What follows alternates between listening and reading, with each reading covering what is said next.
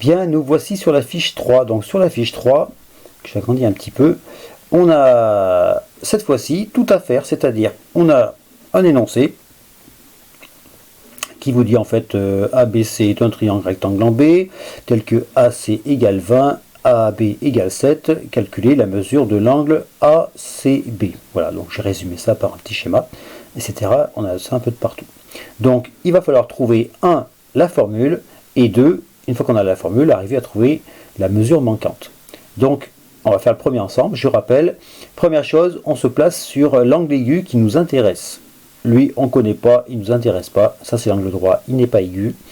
Lui, il nous intéresse parce qu'on le cherche. Hop, je suis très content, même si ça ne se voit pas. J'ai l'oreille entre les deux yeux, par exemple, ça c'est étonnant, mais c'est comme ça. C'est peut-être... Ouais, bref.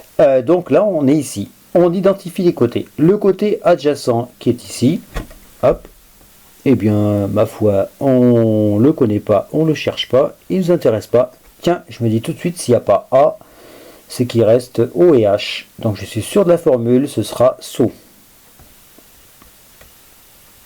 Ok.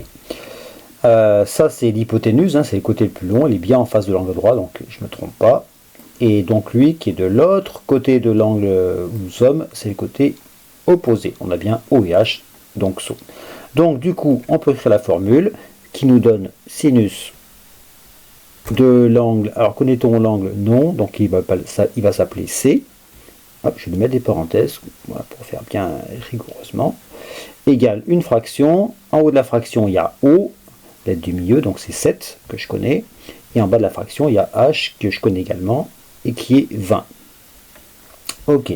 J'ai donc affaire à une équation. Dans cette équation, l'inconnu, bah, c'est quoi? C'est l'angle. Ce n'est pas un des éléments de la fraction. Donc je dois me débarrasser de sinus pour obtenir l'angle. Donc je réécris le reste.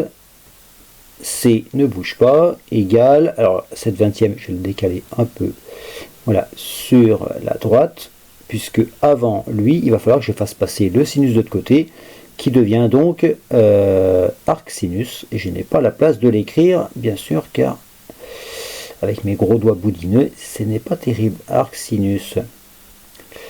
Voilà, je tape à la calculatrice arc sinus de cette 20e, et j'obtiens la valeur. Hop. Donc ma calculatrice, eh bien, tiens, est posée sur mon bureau, voilà. Je dois absolument vérifier qu'elle est en mode degré, donc D comme degré. Pour cela, je vais dans configuration, hop, dans configuration, unité d'angle, et donc je clique sur 2. Et là, j'ai le choix entre degrés, donc c'est ce que vous verrez tout le temps au collège. Radian, si vous avez envie de faire faux et de vous embêter, donc on ne mettra pas. Et grade, alors ça ne sert même plus, à part, on ne sait pas quand, à l'université peut-être, et encore, non. Donc 1 degré est défini par le fait qu'un angle droit c'est 90 degrés. Un grade, bah, c'est pas bête en fait, c'est un angle droit c'est 100 grades, donc c'était assez pratique. Un radian, c'est un truc un peu compliqué qui fait qu'en fait, un angle droit c'est égal à pi divisé par 2. Pourquoi? Vous verrez ça au lycée, c'est un truc assez pertinent quand on va faire des choses un peu évoluées. Bref, nous on est en degrés, donc on se met sur 1, et normalement ça n'a pas à changer, donc il n'y a aucune raison qu'il y ait autre chose que D sur votre calculatrice. Si vous voyez qu'il y a autre chose, pour la trigonométrie, il faut absolument changer. Bien, donc je dois taper C égale, enfin plutôt arc sinus de 7 20e, donc arc sinus c'est lui, hop, seconde sinus, arc sinus, voilà, de 7 que divise 20, hop, voilà, je vais dans la parenthèse, j'appuie, et hop, j'ai une valeur, donc je peux noter que C, il vaut 20, là il y a plein de chiffres, hein, on a une excellente précision. Alors, il vaut quoi? C'est une mesure d'angle en degrés, voilà, on a 20,48, etc., degrés. Et vous voyez que c'est très très précis. Voilà. Je vous laisse faire la suite. Le corrigé est également disponible sur votre PDF.